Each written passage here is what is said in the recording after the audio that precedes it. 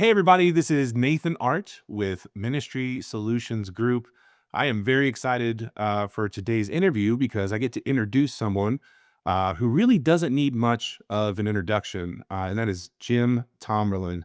Over the years, Jim and I have had a chance to work together, and I've seen him in action. He is the leading expert on multi-site. In fact, one of the very pioneers of the multi-site movement for the past several decades, has led, thousands of churches through that process. And he's also been a client, but more than anything else too, he's been an amazing friend. And so to have the opportunity today to actually spend some time with him on the subject of the future of multi-site is very exciting for me for so many different reasons. But that's what we want to dive into today. Is Jim was a part of the beginning when everybody, Jim, thought you were crazy for multi-site, right? I mean, who in the world is going to want to attend church and watch church, if you will, on a screen? I'd love to hear your thoughts, but what you think as far as the multi-site movement, what was going on at that time that catalyzed the multi-site movement, and how that would even translate into today. But let's start at the beginning. What made multi-site so successful at a time that people thought you were crazy for championing that idea? Well, Nathan, first of all, it's great to be with you, my good friend, and I'm honored to be on this interview with you. My journey with Multi-Site Church began back in the 90s, 1990s, mid-90s, when I became the lead pastor at Woodman Valley Chapel in Colorado Springs, Colorado, back in 1991 when I came on as the senior pastor. I came to a church of a few hundred people, and in a very short period of time, several years, we grew to several thousand people. We found ourselves out of room and out of space, multiple services, 5 on the weekend, building campaign to build out the space we had. And then within a couple of years, we're back to 5 services, out of room, out of space, turning people away. So what do you do in the mid 90s when you're out of room and out of space? And there was this new technology of video coming on the scene and the internet coming on the scene, very embryonic. But I remember going to my board saying, I think a solution for our space problem is to be one church in 2 locations, and we could take our Saturday night service and broadcast it to another location, and we could be one church in 2 locations. And they responded the way all church people do when they first heard this idea back in the 90s. Jim, what have you been smoking? And, we were in Colorado, And so, and the question was, who would go to a church and watch a video screen? That was a right question. Well, fast forward today, there's about 10,000 churches and a huge multiple of thousands of people who are going to a church and experiencing church with the use of a video screen and sermon delivery and all that sort of stuff. But it was a radical idea in the 90s, and it became the cool idea by the early 2000s. And then by the second decade of this century, it became the mainstream idea. And then COVID pretty much settled the issue of whether you can receive teaching by way of a video screen and the use of the internet, because during the COVID years, every church was a multi-site church in a sense. On-site physical campus, which was closed down, but then online campus. Well, it is interesting to hear that technology was such a catalyst for the multi-site movement, because I really want to come back to that later in the interview, because technology obviously has enhanced greatly. But for years and years and years too, Jim, multi-site and church planning were very different things. In my opinion, we're starting to see a little bit of a blending of that. But how would you describe the difference between multi-site and church planning from an operational standpoint, but even just theoretically? What's the difference between multi-site and church planning? Well, in the year 2000, I created a company called Multisite Solutions to help churches take their church to the people. That's what I like to think of multi-site as, taking church to the people. But at the end of the day, whether you're a church plant or a multi-site campus, as far as that local community is concerned, it's a church. How it got there is pretty much irrelevant to them. But the difference is this: multi-site is reproducing my church. Church planting is reproducing my kind of church. The world of difference. And there are 2 trajectories and strategies for them, but same outcome. New churches and communities that didn't have a church there before, or at least that kind of church before. And so that to me is the essence of the difference. And I'm a big advocate for both. And really about half of all the multi-site churches in the country today do both. They do multi-site campuses and they do church planting. They're two different strategies, and they're both church multiplication strategies. Would you say one of the big differences between the two also, just from a leadership perspective, is the difference in the role of a campus pastor versus Mhm. who wants to be a church planner? Huge difference. Here's the difference I like to say between a church planter and a campus pastor. We know that both vehicles or both strategies require a pastor who is a leader. The So that's not a question mark. Church planter needs to be a leader. A multi-site campus pastor needs to be a leader. But the difference is this: they both should have a leadership gift to be the most effective in that role. But a campus pastor's wiring as a leader is wired to be a team player. I like the team I'm on. I drink the Kool-Aid. I believe I had the DNA of the church that's sending me, and I want to reproduce that. The church planter their wiring is going to be, I respect and appreciate the way you guys do church, but I don't want to do it your way. I want to do it my way. I want to be not a team. I'm not a team player. I'm a team owner. I want to do it a different way. Is one better than the other? No. Thank God we have both. We need both. Every church that was started by someone who had a vision of a way of doing church and launched it and grew it. But those, to me, that's one of the core differences between a multi-site campus and a church plant is the wiring of the leader, an effective leader in both of those situations.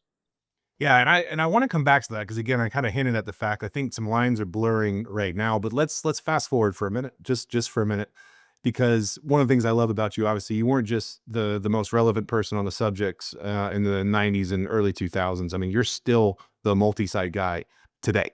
And church has changed so much. You and I have had long conversations about some of the changes that you and I see. What do you think is happening in the church today that's going to have an impact on how we do multi-site going forward?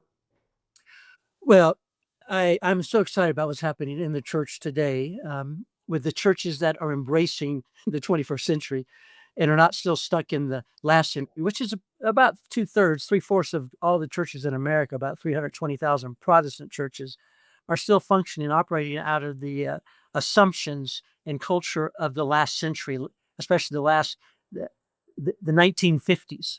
I appreciate the new book that Warren Bird just published, released with a couple of other co-authors, entitled "The Future Ready Church," which says, most churches are still functioning on the assumptions of the 1950s, but we need to start thinking to be future ready for the 2050s. And so uh, I do see that multi-site churches tend to be on the cutting edge of embracing the changing times and adapting their methods and strategies and technology to reach more people, to make more disciples, and to multiply their congregations.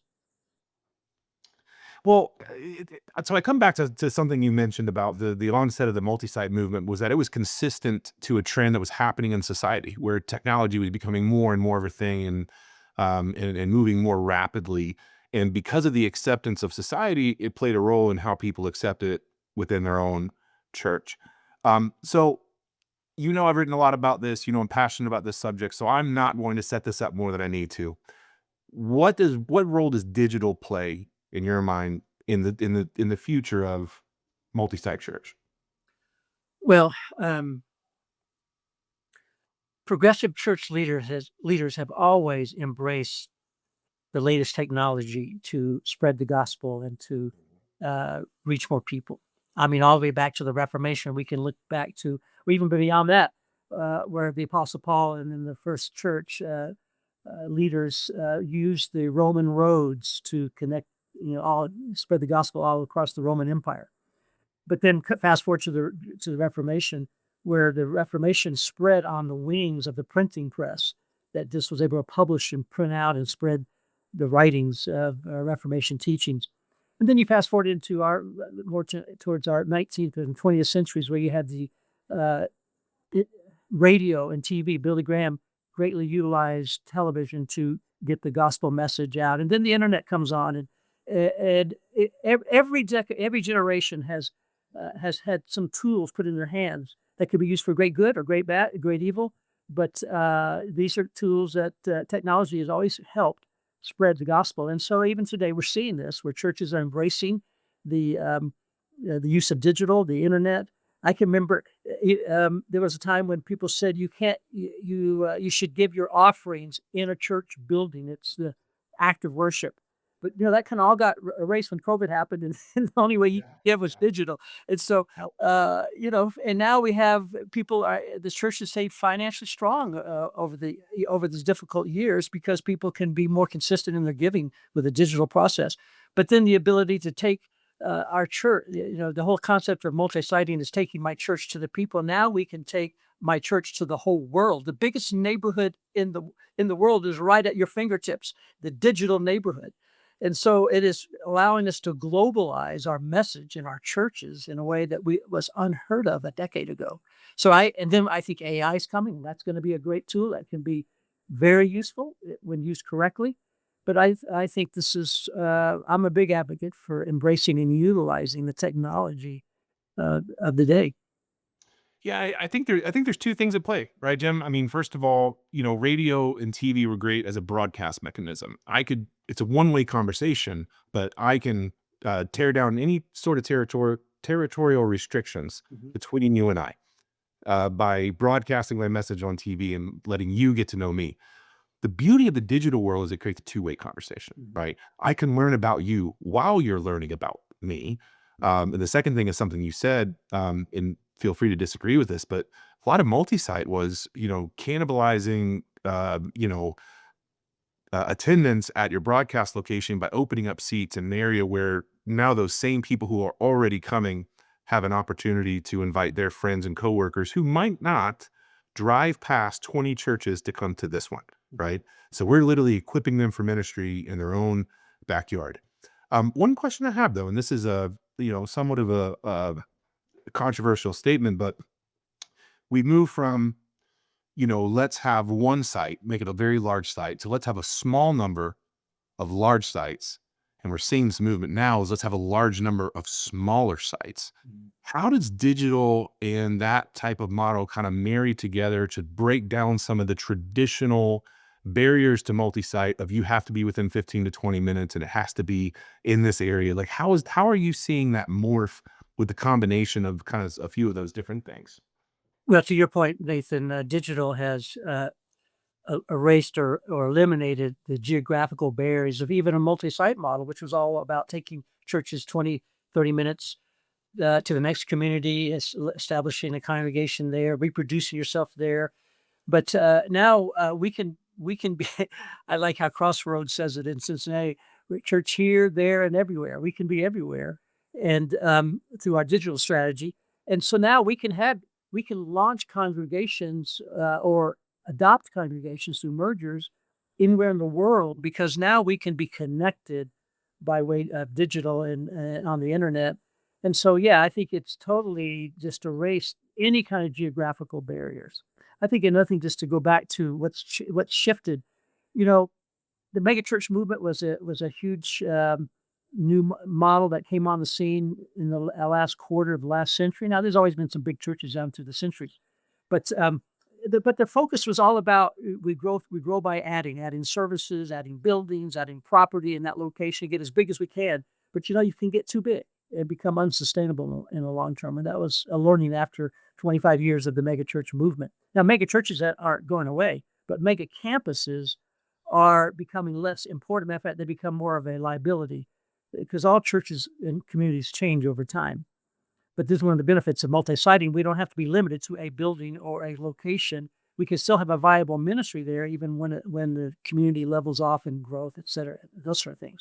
But move from growth by addition, multi-siting is growing by reproduction, reproducing my congregation, my church, in other locations. But the exciting thing today is that the concept of multiplication, that is, we're launching campuses, launching church plants that are giving birth to campuses. That's true multiplication. And so the question isn't how big can we get, but how far can we go, and what greater impact can we have? It's not about growing big; it's about growing far and reaching um, um, and having a larger impact, because we're not limited to a geographical location anymore. Oh my gosh. Yeah, there's a lot of wisdom in everything you just said. In Jim, we're seeing the same thing. A larger number of smaller campuses and digital. So there was a word you mentioned in there though, and I'll say this: I don't think the American church has an inventory problem when it comes to real estate. We have a lot of churches, right? So as churches are expanding geographically, um, one of the things you told me is you're seeing more merger work right now than you've ever seen. Like, where do mergers come in, and how are they a part right now of the movement of a larger number of smaller campuses increasing their size geographically? Well, yes, there's a huge merger trend happening because we've clearly moved into it was starting to happen in the last century, but we've clearly moved into this first quarter of this century. We're becoming a post-Christian nation where there was for 200 plus years there was a value in our culture that said you should go to church. Good people go to church. Well, that value is fading fast, is gone in most of the country. Matter of fact, if anything, there's almost a not a respect of the church, local churches, but more a suspect of them. Matter of fact, the question we used to be answering last century was, is Christianity real? Is it true? And here's the facts that demand evidence, or, that demand a verdict. Versus today, the question is it good? Is it good? And I think that's a shift in our culture, which means there's a lot of churches that are still stuck in the last century methods and assumptions, and they are not connecting with this culture today. But there are about 25% of the churches in America today that are vibrant and dynamic and growing, and they are like the men of Issachar in the Old Testament who understand the times and knew what to do.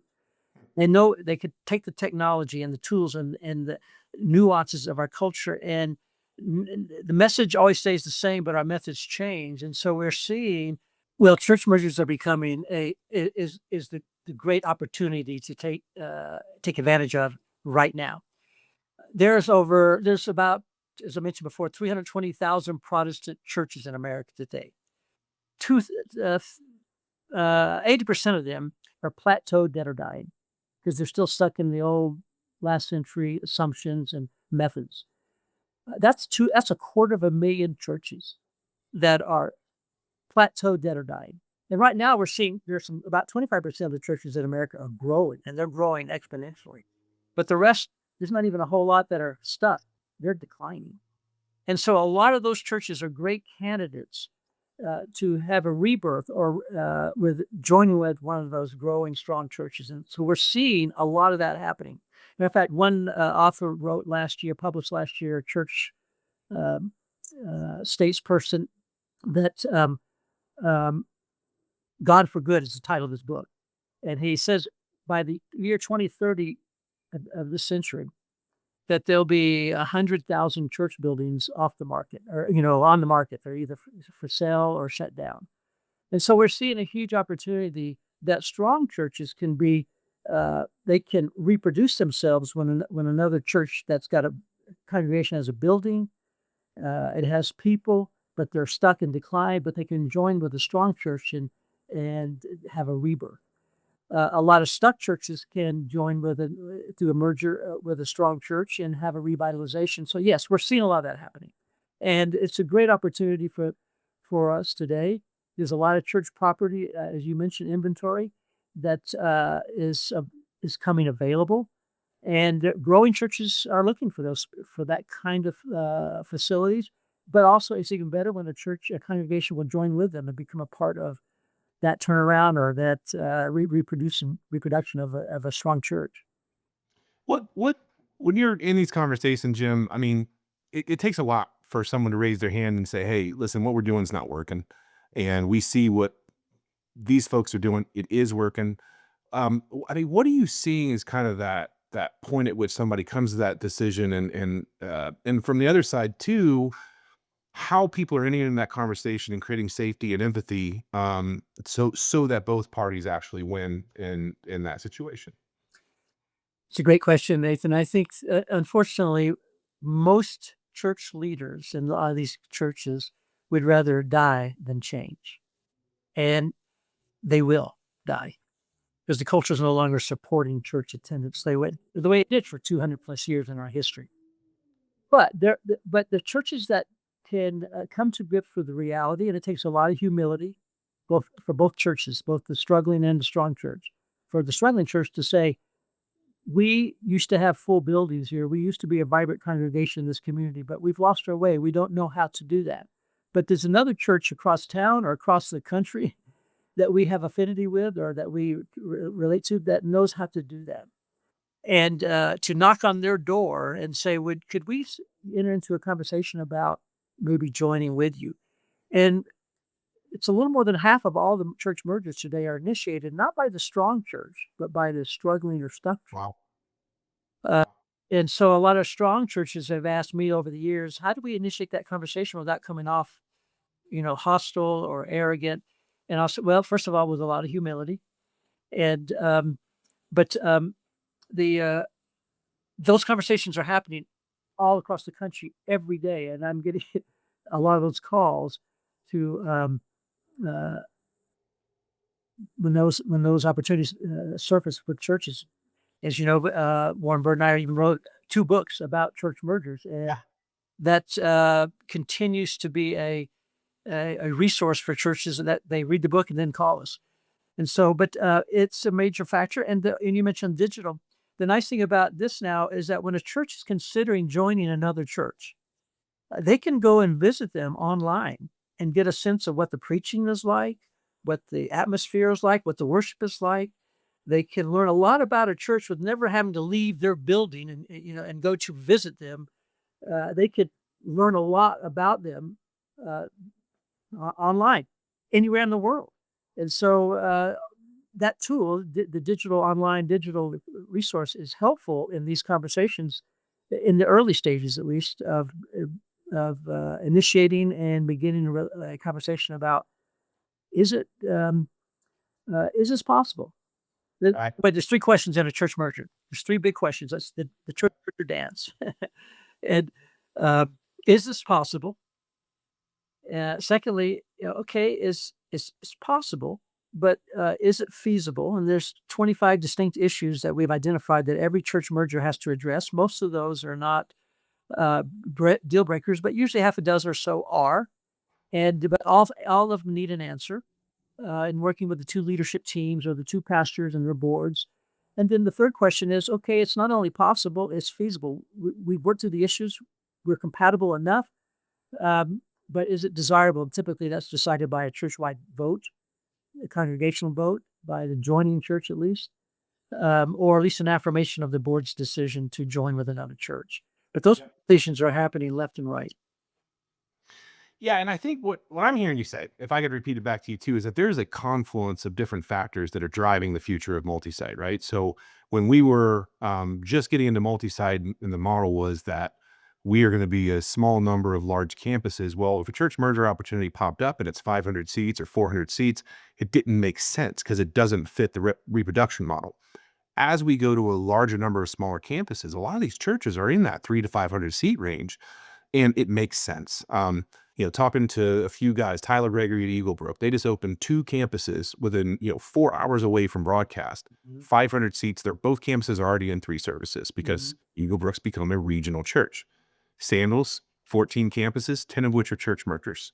LCBC grew from 10 to 19 campuses during COVID, most of which were through church mergers, right? So the digital presence is creating a regional awareness, but because the model has shifted to a larger number of smaller churches, the larger churches are actually looking at these smaller venues as a real opportunity to make it happen. And it doesn't cost, Jim, it doesn't cost $30 million to build, so that if it fails, it bankrupts the church. You know what I'm saying? So what I'm hearing from you is that there's this confluence of different things that are all coming together to really make this thing possible right now. Absolutely, absolutely. I think the takeaway from the last 30 years of this movement, first of all, that multi-site has now become a tool in the church's toolbox. It was when I started out as a pastor in the last century, 70s, 80s, the hot new thing was multiple services. That was a radical idea.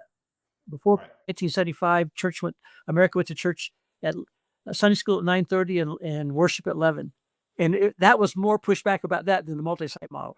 But today, any healthy growing church is going to do 2 or 3 services in one location. If they do nothing else, they're going to do that. But now any growing church, any outward focused church, any disciple making church is going to do at least 2 or 3 locations.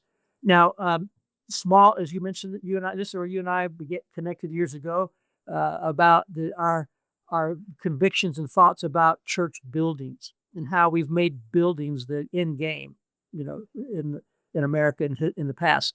And we realize the goal isn't to get a church building. The goal is to use a building to reach people. And so, small is the new big when it comes to church buildings. You and I have talked a lot about this over the years. I think 10 to 30,000 square feet is all the square footage that a church needs. If you can have a small building and multiple services, they will be affordable and maybe even income producing buildings that are means to the end and not the end game. And we're seeing that. And if you're a multi-site church model, you don't need big buildings. And and these buildings tend to be the new model. The new day is community centric. That is that let's have a building or let's build a building, because I know you do your company does a lot of building of churches, help churches with church buildings, and there's a time when that's needed. Let's have a building, or let's turn this building into a community center. Oh, by the way, we also do church here. Versus We've done a few of those projects, Jim.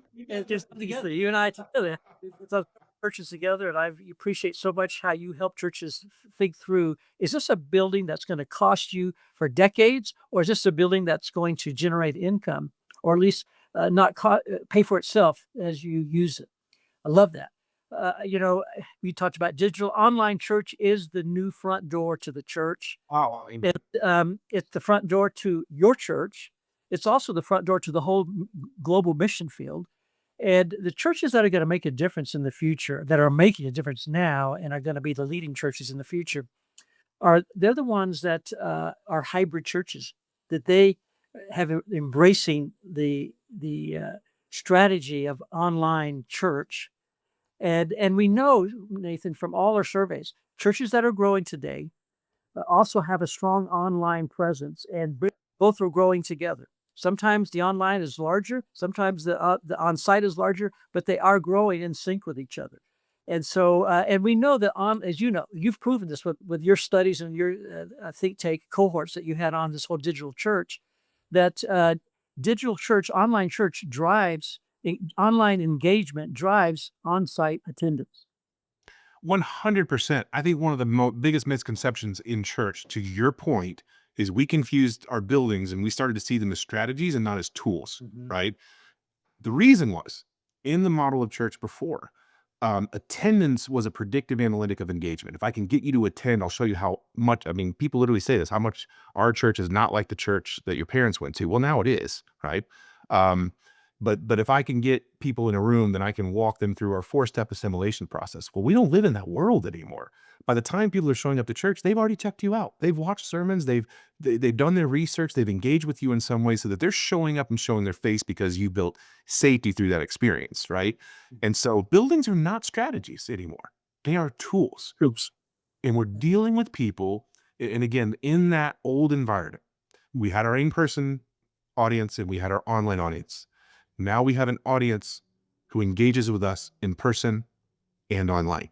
Right. Totally different. So you're taking those same 2 tools, but because we're serving a different audience, we have to use those tools differently within our strategy. But the buildings and the digital aspects of ministry are not strategies in and of themselves. Well, I like to use the analogy, when the online dating has become a major way that people are meeting each other and eventually getting married. And so they meet each other online, and then they meet in person. When we buy a car or a house, we find and learn all about it before we go into the shop to buy a car or go visit a house on the market. When we go on vacation, we get online and we check out the hotel and the place and the things to do, and this is the place we'd like to go. Then we go to it. So I mean, for churches to not take advantage of that huge opportunity to put yourself in someone's living room someone's, You mean like the Gutenberg press did back yeah, from the that's right. So 1300s? Yeah. what I love about Really? the Ministry Solutions Group, because you've been on the cutting edge of working with churches that are embracing that model and leading the way for others to follow. Well, in the it's transition a little bit, and I don't want to get too much into tactics. 'Cause I love talking about just how things are changing and being more, as we talked about, more descriptive than prescriptive. But like, if you were to talk to a church right now, and these are the conversations we're having, Jim. Somebody's calling, and they're saying, "Hey, Nathan, like we're in 4 services, we're blowing up, and we've looked at land, we can't afford it because there's 20 multifamily developers putting offers on it, and construction prices are up 50% since COVID started. Real estate's just so far more expensive. So we think that mergers could be the future for us as a church." What are the top things that you would tell a church and how to explore moving in that direction?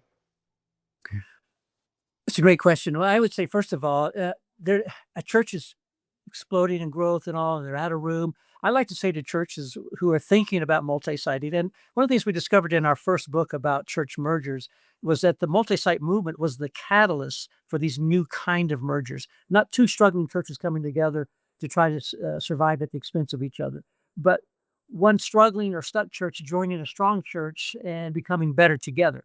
The strong church is looking for a location, a space, more seats in another community where they're already drawing from. The stuck or struggling church is empty seats and trying to survive. And so that they discovered they could be better together. But it was the multi-site church movement that was the primary catalyst for this new kind of win-win mergers, not a win-lose or lose-lose. And so I would say mergers like church buildings is not the goal.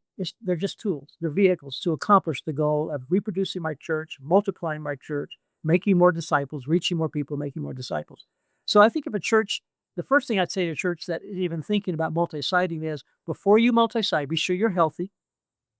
This is not a turnaround strategy or fix it strategy. It's not even a growth strategy. Multi-siting. It is it's an outreach strategy and a way to reproduce yourself in beyond the walls of your church. Now, and so I like to say to churches, you want to get 11 months pregnant before you multi-site. That is, are you in multiple services? Are you at least in 2 services on Sunday morning, or 3 or 4 Saturday and Sunday? Are you using every room in your building? Is there another room that could be a video cafe, for an alternative service for the sermon to get connected by way of video? Have you maximized your location where you're at now and get 11 months pregnant before you birth another child, another campus? Well, right, because multi-site is about creating inventory for an existing demand, not necessarily creating it. Now, one of the first steps in multi-siting, once you know this is our future, we want to do this. I always like to say, you go to your database and do a heat map. Where are our people coming from? Whether they've been there one time in the last 12 months, or they come once a month or every week, who's coming to you? Where are they coming from? And we know that the vast majority of people who attend church drive within a 20-minute drive to church. And certainly the people who are involved in a church live within 15 minutes of your church. Those who live between 15 and 30 minutes are more spectators than participators, mainly because of where they live.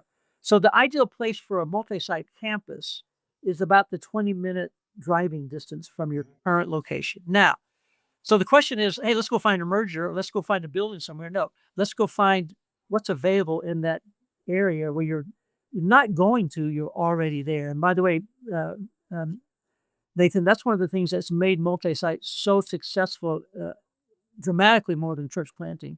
We're not going to the next town or community. We're already there with a number of people who are making right. We already have a strong enough number of people who have our DNA, who love our church and believe in our mission and vision, and we're launching with them. Now, that's the typical multi-site strategy initially. Right. So, When you add digital on top of that, yeah, how and you accomplish that without it. this Yeah. community is where we've got 200 plus people drive 20 minutes away. What facilities are available? Schools, theaters, community centers, commercial buildings, strip malls that are empty, and churches. And we know that 80% of every church in any community are stuck or declining, plateaued dead or dying. And so now those become possibilities for a location, for a multi-site church. And you and I, we've said this many times. We both have said this in different ways over the years. We've been the biggest spokesman for this. Not to let opportunities, not to drive your strategy, but let your strategy surface those opportunities. I do know a guy that said that once, I think. I do, yeah. Hey, but but I think so yes, mergers ought to be a option to consider when you're thinking about reaching more people, about reproducing your location, about multiplying your church across a region or beyond, is what's available out there. And in just every community in America, there are church buildings and congregations who would greatly benefit by joining with your church. Well, dude, here's what I know about you and me is that we could talk about this for 5 hours. We really could. If we have, So I just want to let everybody know too that I think we're going to do part 2 and part 3 of this because we're going to dive into probably some more technical things. In the meantime, I'm very excited, Jim, as always, to have the opportunity to do this with you, to work with you, and that's something that you and I have talked recently about is working more closely together between your knowledge of multi-site and us on the real estate and the finance side and those different things. So I'm excited about that too. But I think we need round 2 here, Jim. I think we've only scratched the surface. I don't disagree. Okay, well, good. Well, good. Well, hey, man, I just want to say thank you as always. It's one thing to meet someone you admire. It's another thing to actually become friends and get to know that person. And man, I couldn't love and respect you more. So it's an honor for me to have you here today. So thank you so much. Well, thank you, Nathan. Appreciate your friendship as well. Absolutely. And to everyone, listen, if you guys are trying to figure out how to take some of these descriptive terms and try to actually figure out how to execute this, Jim and I both would like to make ourselves available for any questions, any different topics that you want to go through. So feel free to contact us, and we would love the opportunity to explore the next step for your church within this conversation. But thank you for being here today.